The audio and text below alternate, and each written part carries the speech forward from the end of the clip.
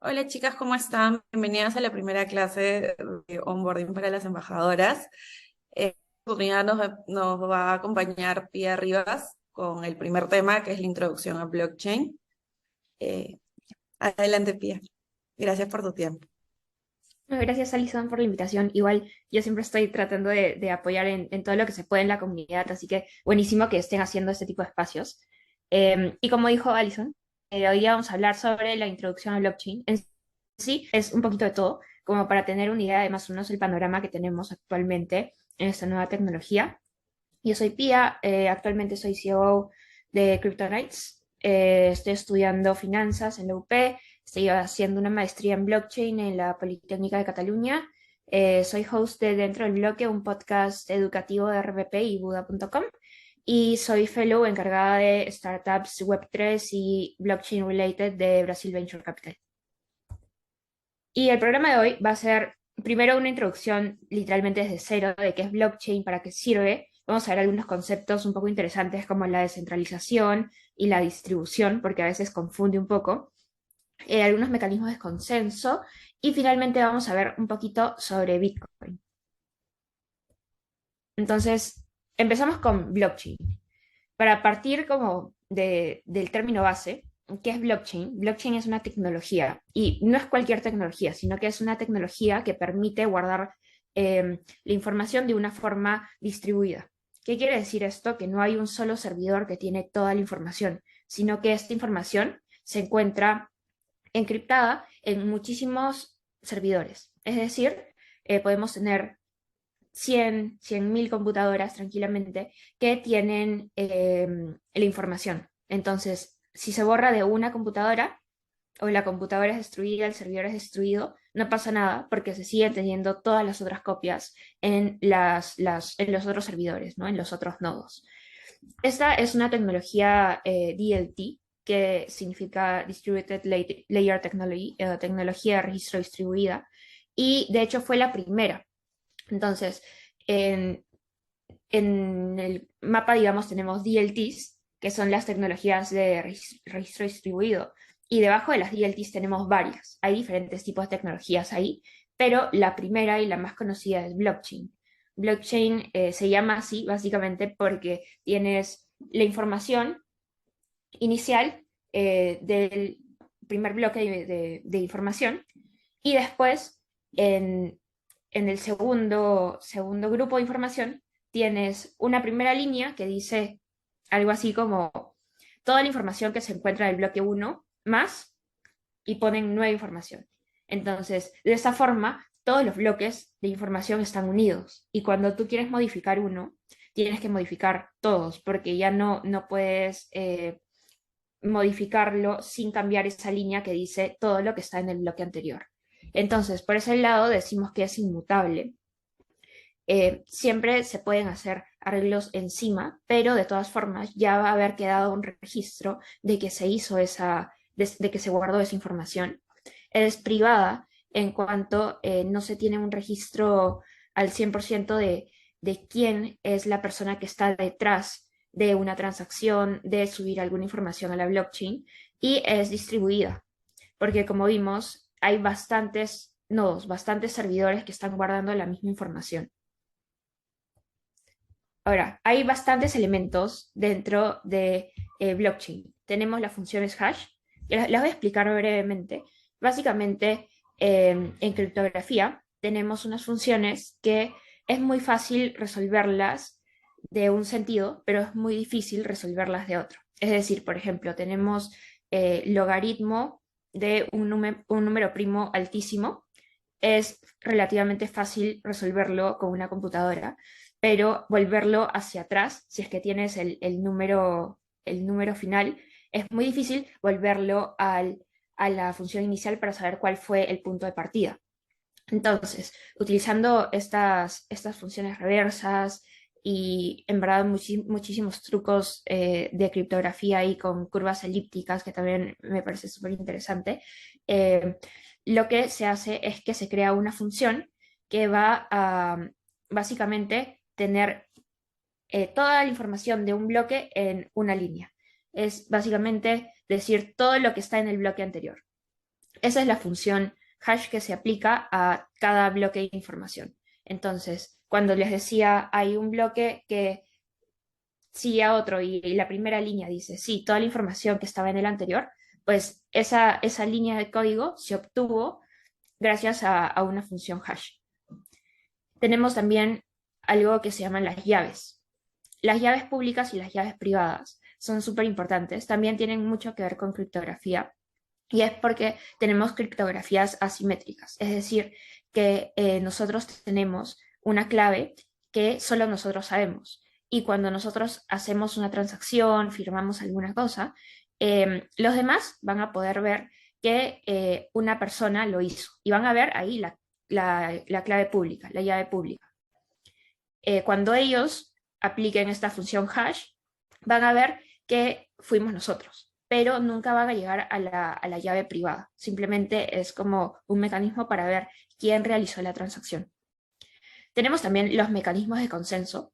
Básicamente vimos que ya la blockchain es distribuida. Entonces, ¿cómo es que se decide qué bloque de información se va a anexar a la cadena? Pues tiene que haber un mecanismo de consenso, es decir, una forma en la que todos los servidores se pongan de acuerdo y digan, ok, el siguiente grupo de información va a ser este y lo vamos a agregar. Entonces, hay muchísimos mecanismos de consenso, pero vamos a ver al final un par para que quede claro más o menos de qué forma se puede llegar a estar de acuerdo y matemáticamente poner el siguiente bloque de información. Los nodos, que bueno, ya hablamos de eso, básicamente son las personas que están guardando la información. De todas formas, tenemos diferentes tipos de nodos.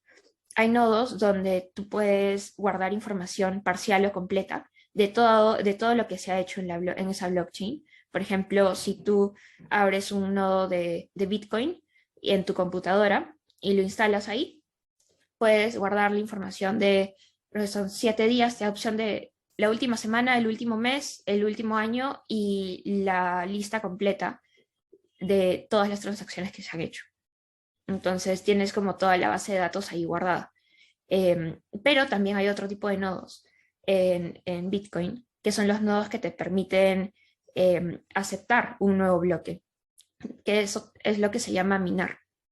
A través de estas funciones hash se logra proponer un bloque nuevo y decir, ok, este es mi siguiente bloque, yo propongo este bloque, y si es que has resuelto bien el algoritmo matemático, pues ya te llevas una recompensa por haber contado esta información.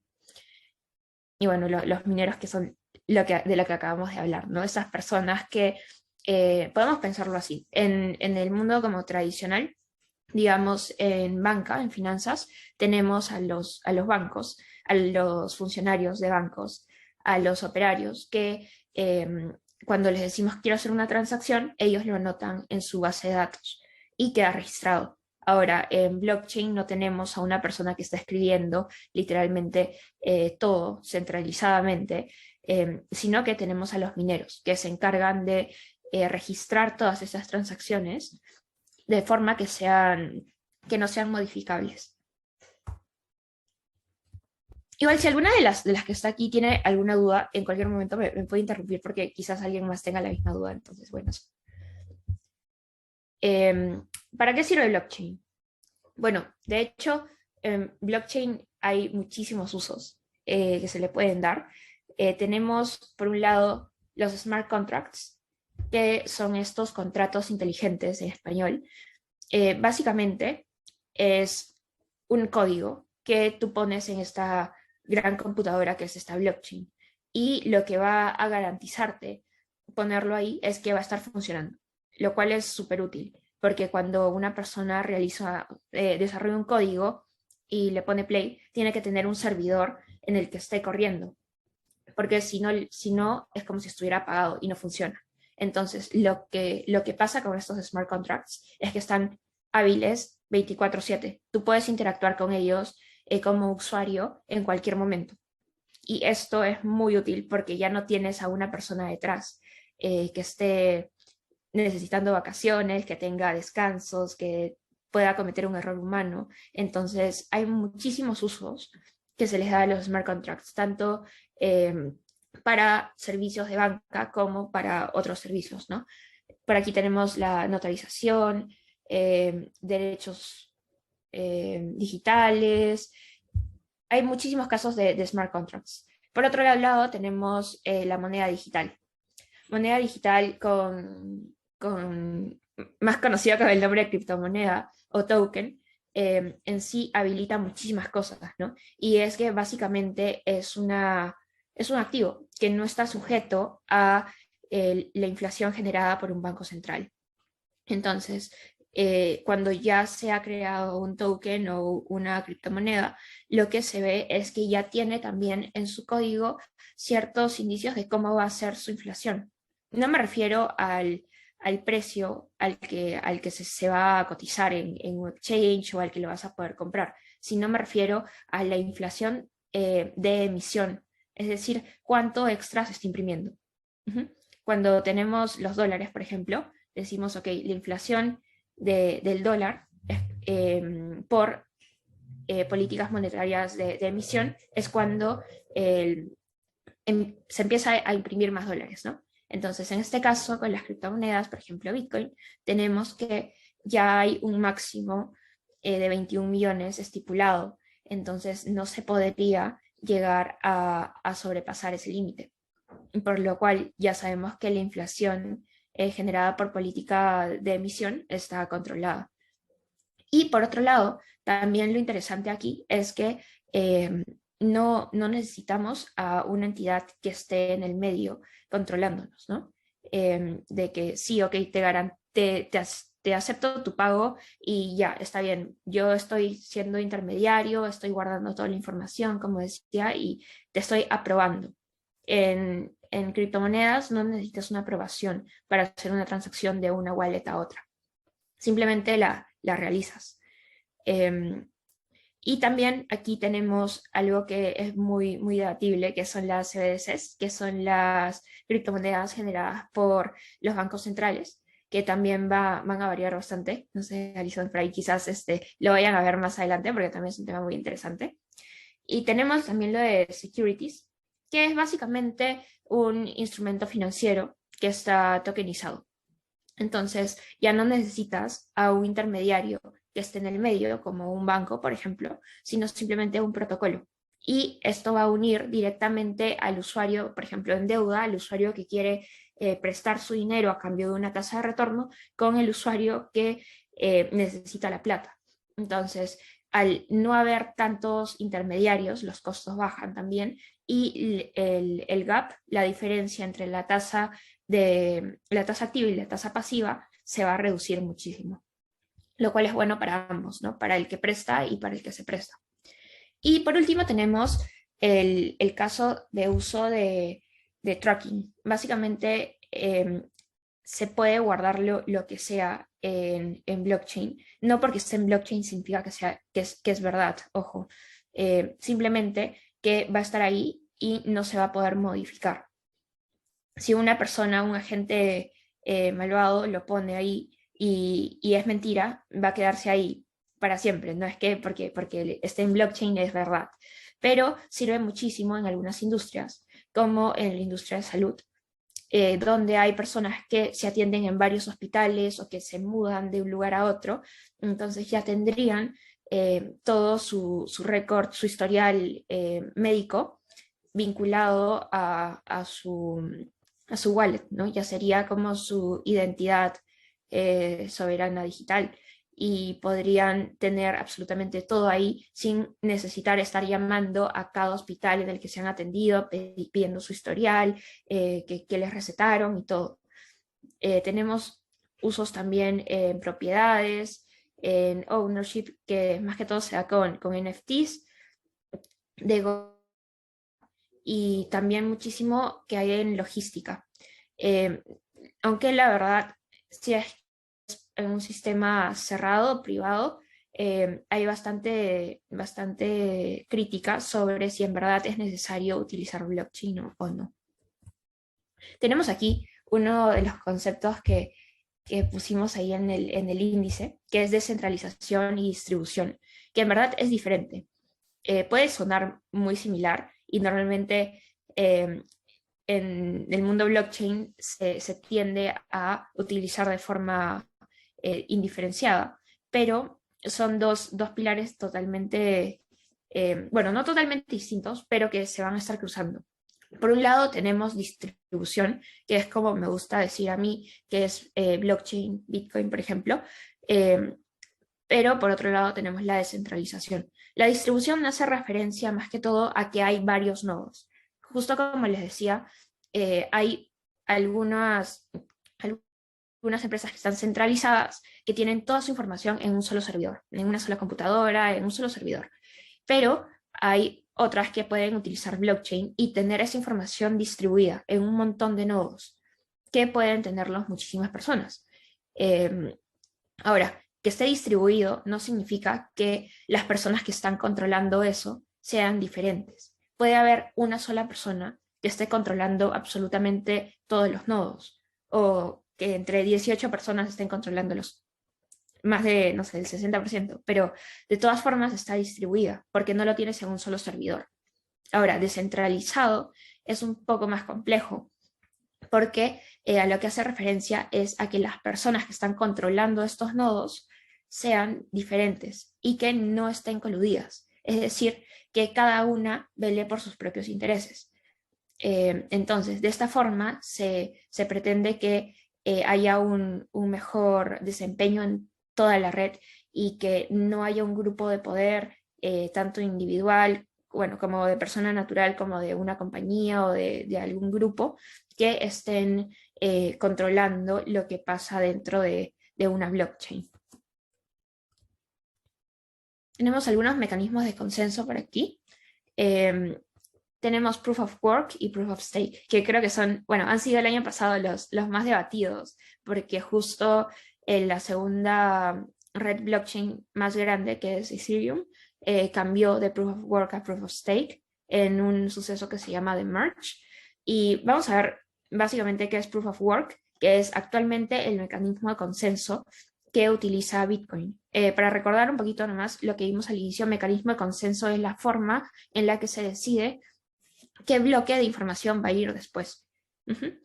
Entonces, en Proof of Work tenemos que las personas que ya tienen dinero pueden comprar una computadora súper potente, un ASIC, y ponerse a proponer bloques. Para esto, entonces, tú tendrías que tener un capital inicial para poder comprar tu máquina y tener capacidad computacional para poder resolver ese problema matemático, hallar la solución y decir, ok, aquí tengo mi bloque y este es el valor de hash que he encontrado. Si concuerdan, me aceptan y ponen mi bloque, el que yo he propuesto, ¿no? Ahora, tenemos a los mineros, que son estas personas que proponen los bloques, y cuando ellos proponen un bloque y es aceptado, ellos reciben una recompensa. Reciben una recompensa que cada vez se ha ido reduciendo en un evento que se llama el halving, donde se reduce la cantidad de bitcoins que ellos reciben a la mitad. De hecho, la recompensa que reciben estos mineros está conformado por dos partes. Una, que es la parte como de recompensa de bitcoins que se están creando en ese momento, y por otro lado tenemos la parte de comisiones. Lo que es la parte como de monedas que se están creando nuevas se llama Coinbase, pero no como la compañía, sino se llama Coinbase, pero es otra cosa. Y la otra parte de comisiones son los fees, que son de todas las transacciones que se han hecho en ese bloque que está proponiendo. Entonces recibe dos partes. La parte fija, por así decirlo, que es Coinbase, y la parte variable, que es el fee de las transacciones que van en el bloque que ha propuesto. Y tenemos también bastante controversia en Proof of Work por la contaminación que genera. Hay muchas personas que están totalmente en contra de Proof of Work, pero la verdad es que si analizamos bien cómo se ha venido comportando el consumo energético y la contaminación por minado de criptomonedas, vamos a ver que, bueno, desde que China vetó hace un par de años el minado de Bitcoin con ASICs que utilizaban carbón, se ha reducido bastante. Y la verdad es que en China se minaba cerca del 80% cerca del 80% de las criptomonedas que se minaban en China se hacían con carbón. Pero si vemos bien, China minaba alrededor de, digamos, el 30% de Bitcoin. Entonces estamos hablando de que alrededor del 24% de Bitcoin se minaba con energías no renovables fósiles. ¿Qué pasa con el otro gran porcentaje? Pues los mineros claramente van a tratar de ser lo más rentables posibles, van a tratar de reducir sus costos y van a ir donde la electricidad sea barata. La mayoría de lugares que tienen electricidad barata es porque la electricidad sobra.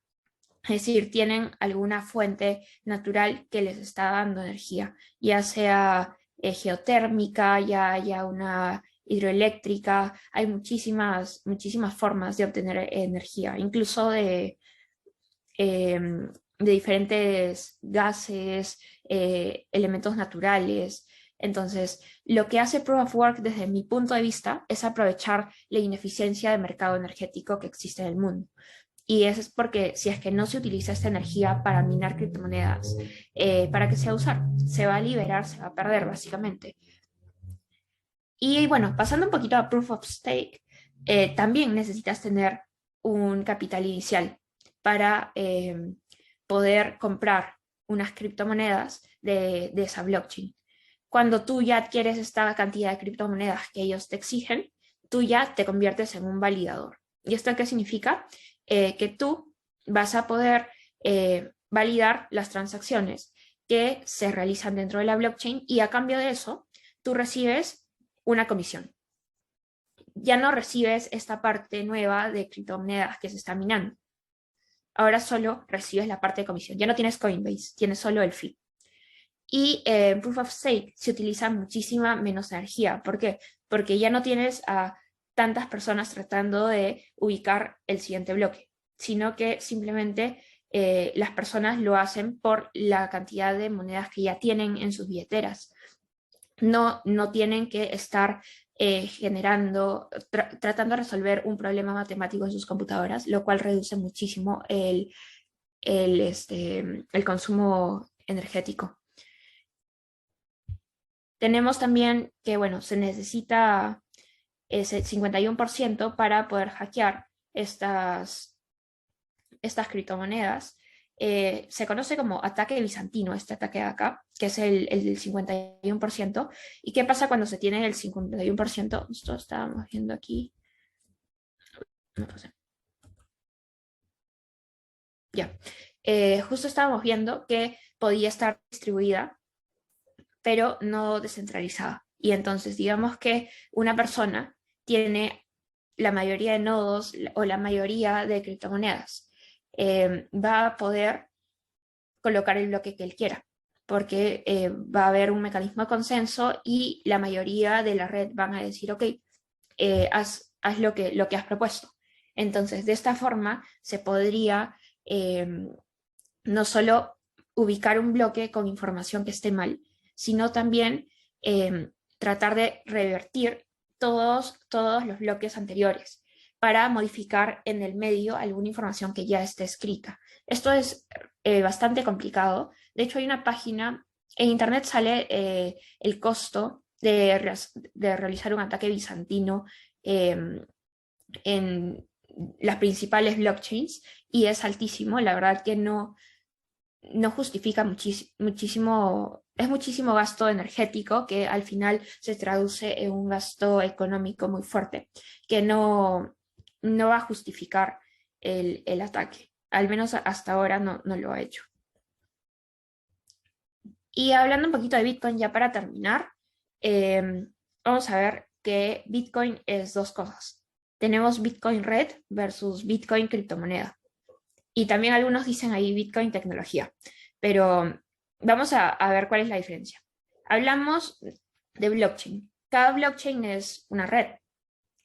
en sí es una forma de almacenar información, que es la red. Y en esa red a veces se emiten tokens nativos, es decir, que por ejemplo Ethereum tiene su token nativo que es Ether. Ethereum es la red y Ether es la criptomoneda. En Bitcoin pasa algo muy curioso, que es que la red y la criptomoneda se llaman exactamente igual. Entonces es un poco complicado a veces saber de qué se está hablando. En Bitcoin tú tienes la red Bitcoin y el token nativo, que es la criptomoneda Bitcoin. Entonces, nacen en el mismo momento y de hecho con Bitcoin nace blockchain. Entonces, como veíamos aquí, las DLTs, nace Bitcoin, con Bitcoin nace blockchain y con las blockchains nacen las DLTs. Entonces, muchas personas también le llaman Bitcoin a la tecnología blockchain.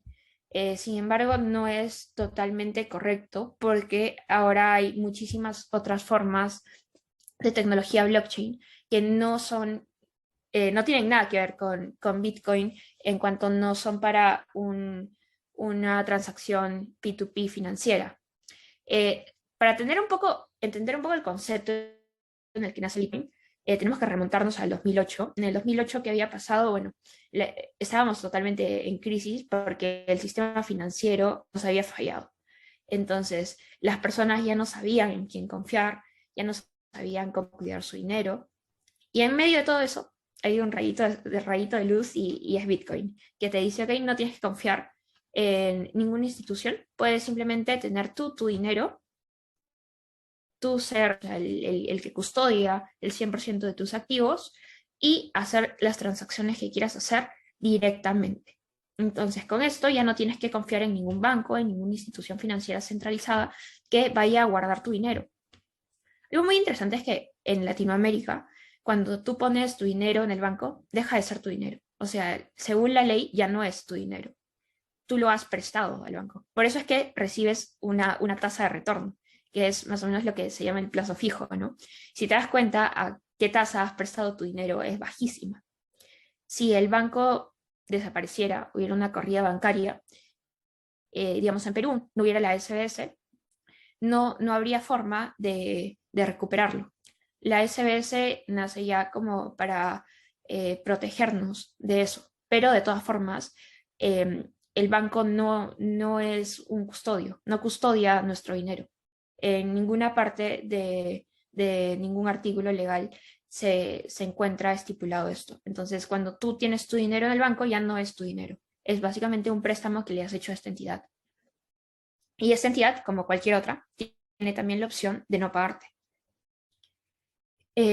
Bueno, lo de Proof of Work, si contamina o no, es muy debatible, pero se han hecho bastantes estudios. Solo otra vez estaba leyendo uno que decía que el sistema financiero ha contaminado muchísimo más de lo que contamina Bitcoin, eh, tanto en impresión de billetes como en las computadoras. Cuando vamos al banco vemos que siempre hay un montón de computadoras, televisores, luz, el local en sí, las personas trabajando ahí, se genera también mucha contaminación. Y por otro lado, también hay muchos artefactos que utilizamos en el día a día, como las lavadoras, los televisores, los iPads, que en cerca de un trimestre ya pueden tranquilamente empatar el consumo energético de Bitcoin. También es cierto que sí utiliza energía. Hay estudios que nos dicen que consume energía que toda Argentina. Sin embargo, hay que ver la externalidad que está causando, ¿no? Como les decía, 21 millions, que son 21 millones, son la cantidad máxima de bitcoins que se van a emitir. Es decir, tenemos ya un tope. No es como el Banco Central que cuando quiere imprimir y puede seguir imprimiendo cuanto quiera. No, en Bitcoin hay un tope. Entonces, con esto nos garantiza de que no vaya a tener una inflación gigante por política monetaria de emisión.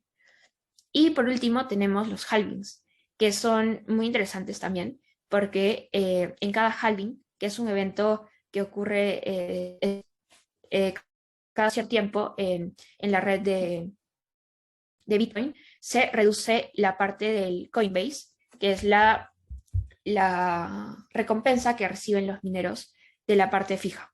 Entonces el Coinbase se reduce a la mitad y con eso se está cambiando la proporción entre la recompensa Coinbase que reciben los mineros versus la recompensa de gas fees. Y al final, cuando ya se hayan minado todos los bitcoins, se espera que la recompensa por gas fees sea suficiente para seguir incentivando a los mineros a seguir minando y aceptando transacciones, ¿no? Encontrando entre bloque.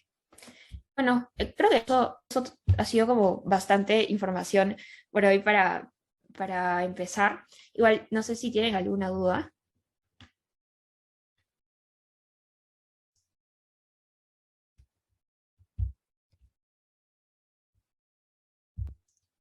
Bueno, creo que ha quedado claro. Igual quería aprovechar para hacer un poco de cherry. Como les decía, estoy en un podcast que se llama Dentro del Bloque con RPP y Buda y sacamos episodios los miércoles, aunque ahora en enero hemos parado. Empezamos de nuevo en febrero con la segunda temporada y aquí van a encontrar episodios muy, muy básicos, desde qué es la tecnología blockchain, episodios completos de Bitcoin. Tenemos invitados todos los episodios. Es muy interesante, lo pueden encontrar en Spotify, en Audio Player, en general en todas las plataformas. Así que también estaría buenísimo si es que, no sé, para la siguiente han visto alguno y tienen alguna duda o han investigado por su cuenta en otro canal y tienen como algo que no hayan entendido bien. Y bueno, eso es todo. Gracias.